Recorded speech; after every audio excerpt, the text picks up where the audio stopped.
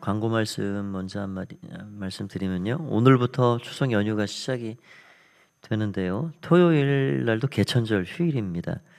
그래서 3일간 목, 금, 토 이렇게 새벽 예배가 진행되지 않습니다. 이렇게 개인 기도로 대신해 주시고요. 돌아오는 주일은 우리가 지금 반반씩 예배를 참여해서 드리고 있는데 마하나임 풀밭 초장이 예배 본당 예배로 드릴 수가 있으십니다. 추석 명절 이제 시작이 되는데 하나님 은혜 가운데 복된 시간들 또 가족 간에 또 하나 되는 그런 은혜가 있으시기를 간절히 바랍니다. 오늘은 여호수아 2장으로 함께 은혜를 나누겠습니다. 여호수아는 여리고성 진입을 앞두고 정탐꾼 2명을 파견을 했습니다. 오늘 여기 1절이 그것을 말하고 있죠. 눈의 아들 여호수아가 시딤에서 2사람을 정탐꾼으로 보냈다. 그런데 그 땅과 여리고를 엿보게 하였는데 라합이라고 하는 기생의 집에 들어가서 거기 유숙을 하였다 이야기를 합니다. 여호수아가 왜 정탐꾼을 2명을 보냈을까? 38년 전에 아픈 기억이 있기 때문에 너무 생생하죠. 그 기억이 좋은 기억이 아닙니다.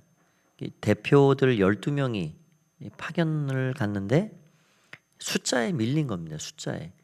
갈렙이라는 아주 참 훌륭한 동역자가 있었지만 10명을 당할 수가 없죠. 하나님의 진노를 사게 됐고 백성들의 원성을 불을 지르게 됐고 그런 아픈 기억이 있기 때문에 이게 많이 보내서 될 게 아니다. 그래서 2명을 딱 선발을 했는데 이 사람들은 우리가 생각을 해보면 뭐 무지랭이 같은 사람들이 아니고요. 이스라엘 남자 중에 가장 지금으로 말하면 상남자 같은 영적으로도 충만한 신실한 믿음이 있고 판단력, 분별력 이런 거가 뛰어나고 또 여차하면 또 한판 붙을 수 있는 체력이 뒷받침되고 그러니까 지금으로 말하면 뭐 007의 뭐 제임스 본드나 뭐 맥가이버나 그런 사람들이에요. 가장 믿을 만한 그런 사람 2명을 뽑아가지고 선발을 해서 정탐꾼을 보내게 된 것이죠. 그런 이 2사람이 정탐을 갔는데 거기 유숙한 곳이 라합이라는 기생의 집이다. 우리는 요 한마디의 말을 통해서 이 라합이 어떤 사람인가를 상상 추측할 수 있습니다. 제가 전에 한 7년 정도를 머물렀던 그 평촌이라는 곳이 있는데요. 안양 평촌. 거기가 주막거리입니다. 예전으로 따지면 한양을 올라가는 수많은 이 지방에서 올라가는 사람들이 있는데 딱 길목이에요. 힘드니까 더 갈 수는 없고 거기서 하룻밤을 묵으면서 노장을 풀고 그렇게 쉬어가는 곳 주막거리. 사람들이 다 몰리죠. 과거 보는 사람, 뭐 한양 가는 사람들이 다 몰려서 술 한잔 들이키고 그렇게 쉬고 뭐 이런 얘기 저런 얘기 막 오가는 그런 곳입니다. 그러니까 지금 여리고의 라합의 집이 어떤 곳이냐면 마치 여인숙 같고 주막거리 같은 그런 곳입니다. 거기에 이제 마담 역할을 아마 했겠죠. 거기에 수많은 사람들이 이제 몰려오고요. 거기에서 이런 얘기 저런 얘기 소문이 거기서 다 발언하는 그런 소문의 진원지이죠. 그러니까 라합이 거기에서 일을 하면서 뭐 어떤 연유가 됐든지 이제 생계를 위해서 자신의 몸까지 파는 이제 술도 팔고 몸도 팔고 음식도 팔고 이제 그런 생활을 하게 된 겁니다. 수많은 이야기를 거기서 듣게 되는 거죠. 그런데 이렇게 돌아보면 하나님은 어떤 출생이나 또 배경이나 그 과거가 뭐 어떤 사람이다? 그거 그렇게 중요하게 생각지 않으시는 것 같아요. 출생과 배경과 그런 게 하나님 앞에서는 무익합니다. 그래서 하나님께서 이 라합을 주목을 하신 것을 보게 되고요. 오늘 그 이야기가 이 2장 안에 전체 기록이 되어 있습니다. 이게 결국 이 소문이 나게 된 거죠. 정탐꾼 2명이 여리고 땅에 들어왔는데 기생 라합의 집에 들어가게 됐다. 그래서 이 정부에서 이제 국정원에서 이제 파송을 사람들을 보내게 된 겁니다. 여기 사람들 왔지? 이 라합이 굉장히 지혜롭게 대답을 해요. 안 왔습니다. 그러면 탄로나는 겁니다. 안 왔다 그러면 그 냄새가 나는 거죠. 왔습니다. 왔죠. 그런데 금방 나갔습니다. 저쪽으로 갔는데 빨리 쫓아가면 잡을 수 있을 겁니다. 이게 남자들 같으면 뭐 어떻게 말해야 되나, 그냥 버벅거리다가 그냥 잡혀버리는데 이게 굉장히 지혜가 있는 거죠. 왔지요. 왔는데 나갔습니다. 그러니까 이게 이 상황이 딱 모면이 된 것입니다. 그리고 그 사람들을 이 옥상 지붕에 3대에 감추었다. 그렇게 이야기를 하고 있죠. 지금 이스라엘 사람들 첩보원을 감추어주고 있다. 그거는 어떻게 보면은 모험입니다. 자기 목숨을 건 모험을 하고 있는 거예요. 국가적인 배신 행위죠. 그거 나중에 들통나면요, 그거 어떻게 목숨을 부지하겠습니까? 그런데 라합에게는 그렇게 할 만한 믿음이 있었습니다. 오늘 그게 중요한 거예요. 라합이 지금 어떻게 이야기를 하고 있냐, 이 9절부터 쭉 11절까지 이야기를 하고 있는데 한번 보십시오. 9절에 말하되 여호와께서 이 땅을 너희에게 주신 줄을 내가 아노라. 우리가 너희를 심히 두려워하고 이 땅 주민들이 다 너희 앞에서 간담이 놓고 있다. 10절에 너희가 애굽에서 나올 때 여호와께서 너희 앞에 홍해 물을 마르게 한 것, 너희가 요단 저쪽에 아모리 두 왕 시온과 옥에게 행한 일, 그들을 전멸시킨 일 우리가 다 들었다. 듣고 우리가 듣자 마음이 녹았고 너희로 말미암아 사람이 정신을 잃게 되었다. 지금 라합은 그 주막거리에 오는 수많은 사람들이 이런 얘기 저런 얘기 이 소문 저 소문 이야기하는 것들을 듣고 그것을 심상치 않게 들은 겁니다. 라합이 다른 건 뭐냐, 그 이야기를 다 들었죠. 여리고 사람이라 그러면 모르는 사람이 없습니다. 지금 저 아랫역에 우리를 향해서 지금 진군해 오는 이스라엘이라는 민족이 있다. 그 보통 사람들이 아니란다. 하나님이 홍해를 갈라버리고 저 아모리 왕 시온과 바산 왕 옥을 단칼에 무찔러버린 어마어마한 민족이란다. 그러니까 그 이야기를 지금 다 듣고 있는 거죠. 들었는데요, 라합과 다른 사람들이 어디서 어떻게 갈리냐면, 다른 사람들은 이 소문을 다 듣고 마음이 떨리고 간담이 녹아버리는 것은 두려움에 사로잡혀 있는 건 똑같았습니다. 그런데 거기에서 여리고의 대부분의 사람들은 그러면 그럴수록 마음을 더 굳게 닫아버리는 거예요. 성벽문을 더 굳게 닫아버리는 겁니다. 그리고 항복하지 않습니다. 끝까지 문을 닫아버리는 거죠. 그런데 라합만은 그런 소문을 심상치 않게 듣고 하나님 앞에 이미 내면에 항복을 선언을 한 거예요. 두 손 듭니다. 그 하나님이 보통 신이 아니라 하는 거를 이미 직감을 하고 그 하나님 앞에 마음을 열고 항복 선언을 하고 나아가는 것입니다. 그래서 이 라합이 그 들은 말에 철떡 믿음이 생겨버렸어요. 이게 참 놀라운 일이죠. 어떻게 이런 믿음이 생겼는가. 여기 11절 후반절에 정신을 다 우리가 잃었는데 마음이 높고 이 고백을 하고 있는 거예요. 너희의 하나님 여호와는 위로는 하늘에서도 아래로는 땅에서도 하나님이시니라. 예전 번역에는 상천하지의 하나님이시다. 이게 놀라운 고백입니다. 이스라엘 백성들을 여태까지 하나님에 대한 고백이 어디에 머물러 있느냐, 하나님이 아브라함, 이삭, 야곱의 하나님인 것은 분명하고 우리 민족의 하나님이지 저 이방인들의 하나님은 아니지. 이스라엘 백성들은 여전히 그 고백 안에 머물러 있어요. 그런데 이방 여인 라합이 놀라운 일이죠. 당시에 무슨 성경이 있는 것도 아니고요. 이스라엘 백성들처럼 모세를 통해서 율법을 지금 끊임없이 귀가 닳도록 들은 것도 아니고요.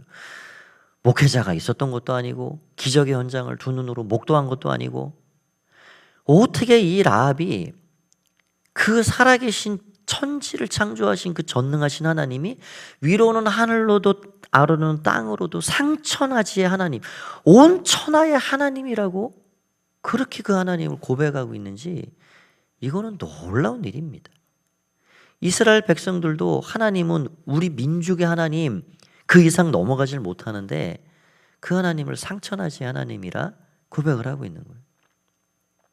그러니까 이러한 철떡 같은 믿음이 이 라합에게 심겨졌기 때문에 그가 거부할 수 없는 이 쓰나미 같이 밀려드는 이런 영적인 어떤 이 변화 이런 거에 자신의 마음을 열고 이미 내면에 하나님을 향해 항복 선언을 하고 있는 거죠. 그러니까 목숨을 걸고 이 민족적인 배신행위, 이 적군의 정탐꾼들을 숨겨주고 자기 정보원들에게 거짓말을 하는 이런 일들을 하고 있는 겁니다.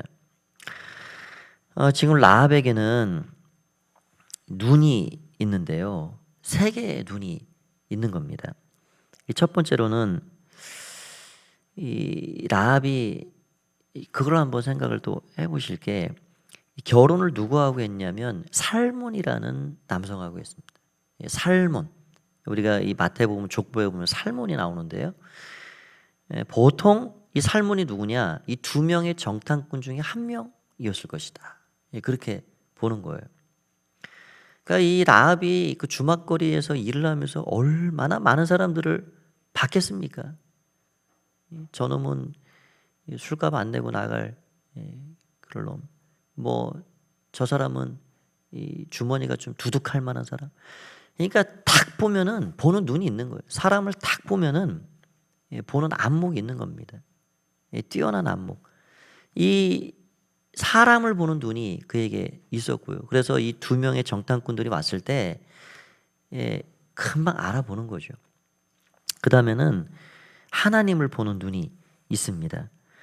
홍해를 마르게 하고 만나를 먹이시고 구름기둥 불기둥으로 백성들을 인도한 그 놀라운 그 소문의 하나님, 그 하나님을 그냥 이 사람 저 사람 흘려내는 그런 흥청대는 사람들이 이렇게 흘려내는 소리를 들었을 뿐인데 그 하나님을 보는 눈이 그에게 열려진 겁니다.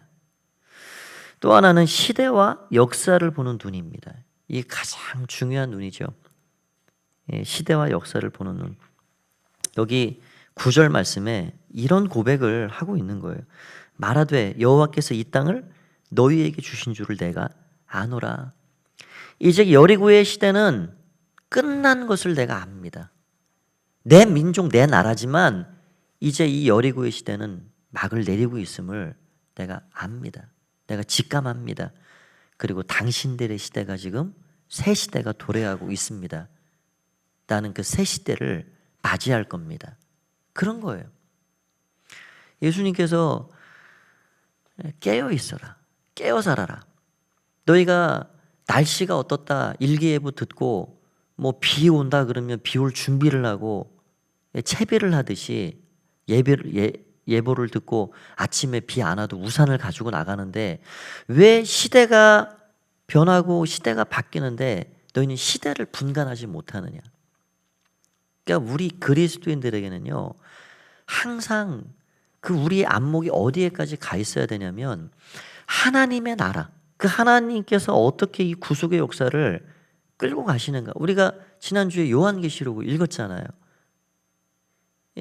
하나님께서 어떻게 오메가의 하나님이 되셔서 이 역사를 완전한 구원의 은혜로 이 역사를 마침표를 찍으시냐. 우리가 그것을 자세하게까지는 알 길이 없습니다. 그러나 하나님은 반드시 그렇게 하신다 하는 걸 알죠. 그런데 여전히 우리의 삶이, 우리의 안목이 내 삶, 내 안위, 내 배 채우는 거, 내 잘 먹고 잘 사는 거, 여러분 그건 세상 사람들이 다 그렇게 하고 사는 거예요. 우리 그리스도인들이 여전히 내 가정, 내 안위, 이런 거에 내 안목이 다 갇혀가지고 그렇게 살아가는 거 하나님 원치 않으십니다. 라합이 지금 가지고 있는 놀라운 안목은 시대와 역사를 읽는 안목이에요.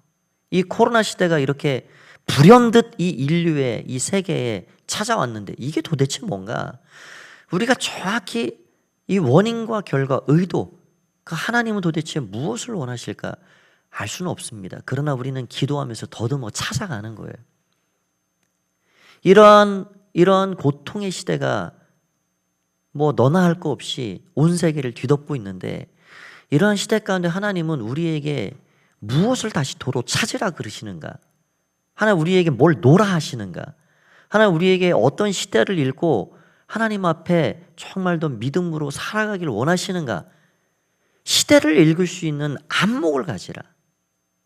그걸 우리에게 요구하시는 거예요. 라합은요 지금 그거를 직감하고 있는 겁니다. 놀라운 일이죠. 우리의 시대는 여기서 저물어가고 있습니다. 당신들의 시대가 지금 찾아올 것인데 우리에게도 마찬가지죠. 하나님께서 새하늘 새 땅, 새로운 역사를 우리에게 예배하시고, 이 코로나 이후에 또 시대를 우리가 어떻게 준비하고 맞이하고 나아갈 것인가, 그런 것들을 우리에게 보이실 텐데, 믿음으로 깨어서 하나님 앞에 나아가는 사람들은 그거를 보는 안목들을 하나님 열어주시는 거죠. 그래서 우리가 세상 사람들 다 잠들어 간다고 똑같이 잠자고 사는 것도 아니고, 세상 사람들 다 기도에 이 손을 풀어놓고 산다고 그렇게 살아가는 게 아닙니다. 우리는 어둠이 짙어갈수록 하나님 앞에 시대를 보고 역사를 보고 이 시대의 아픔을 부여잡고 하나님 앞에 깨어 살아가는 그런 이 역사를 하나님 앞에 맡겨드리고, 때로는 마음을 치고 하나님 앞에 애통하고, 그러면서 우리가 하나님 앞에 살아가는 자들이 되어야 하는 것이죠. 오늘 이 라합에게 있었던 눈, 굉장한 눈들이 그에게 있었고, 듣는 깨닫는 귀가 있었고, 깨닫는 마음이 있었습니다. 우리가 얼마 전에 살펴본 신명기 29장에 내가 너희에게는 듣는 귀와 깨닫는 마음과 보는 눈을 주지 않았다, 그런 애석한 말씀을 하셨는데, 오늘 라합에게는 그 모든 것들이 다 갖추어져 있는 것이죠. 또 라합은 비록 그런 일을, 그의 이 이름의 꼬리표에 달린 기생이라는 그런 직업을 가지고 살아가는 여인이었지만, 그는 가족을 하나같이 생각했던 사람입니다. 여기 12절에 보시면 그렇게 되어 있습니다. 그들에게 선대해 줄 것을 청하는 거예요. 나만 살도록 그렇게 말하는 게 아니죠. 12절에 그러므로 이제 청하노니 내가 너희를 선대하였은즉 너희도 내 아버지의 집을 선대하도록 여호와께 내게 맹세하고 내게 징표를 내라. 그리고 나의 부모와 나의 남녀 형제와 그들에게 속한 모든 사람을 살려주어 우리 목숨을 죽음에서 건져내라. 몸을 팔고 산다고 가족 중에 누가 손가락질을 안 했겠습니까? 너 어떻게 그렇게 계속 평생을 살아갈래? 아마 집에서 문전박대로 당했을 거예요.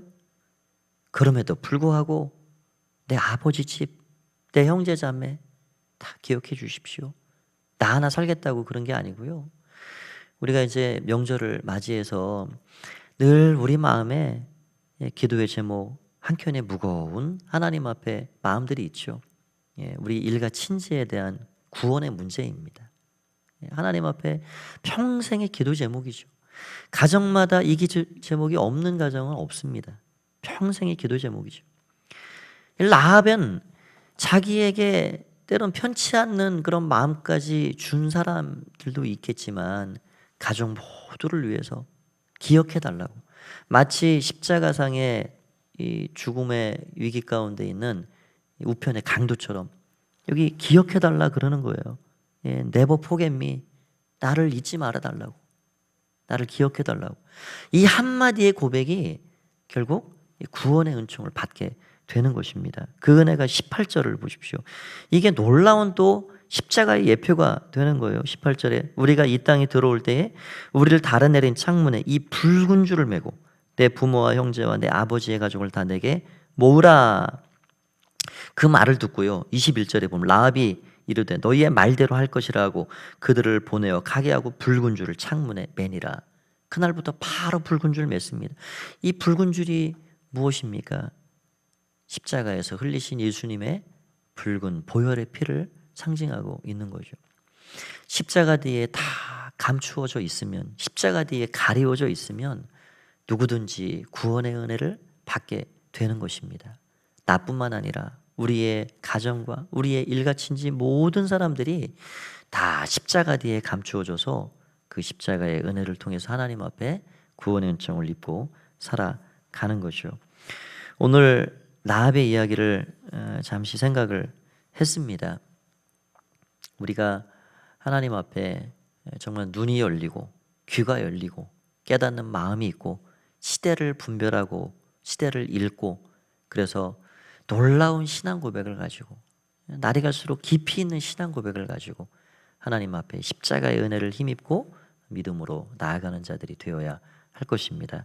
오늘 이러한 은혜를 오늘 하루 동안도 또 명절의 모든 시간 동안도 누리시는 여러분 다 되시기를 간절히 축원드립니다. 기도하겠습니다. 살아계신 아버지 하나님, 은혜를 감사합니다. 오늘 라합의 이야기를 우리가 살펴보았습니다.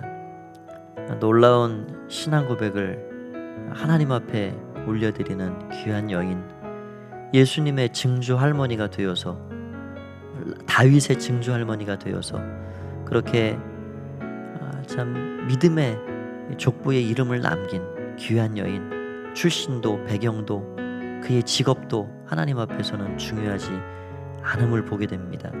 하나님, 우리들도 이러한 은혜를 힘입어 살기를 원합니다. 들을 때마다 깨닫게 하시고 볼 때마다 눈이 열려지게 하시고 이 시대를 파악하고 안목을 통하여서 시대를 꿰뚫어 볼 수 있는 그런 놀라운 은총들을 우리 모두에게 허락하여 주시옵소서. 하나님, 오늘도 귀한 시간 주 앞에 맡겨드리고 나아갑니다. 또 명절의 모든 시간들 또 맡겨드립니다.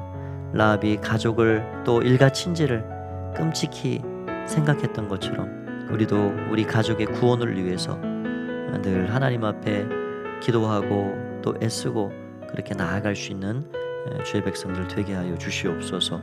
시종을 주의 손에 의탁드리올 때에 감사드리오며 예수님의 이름으로 기도하옵나이다. 아멘.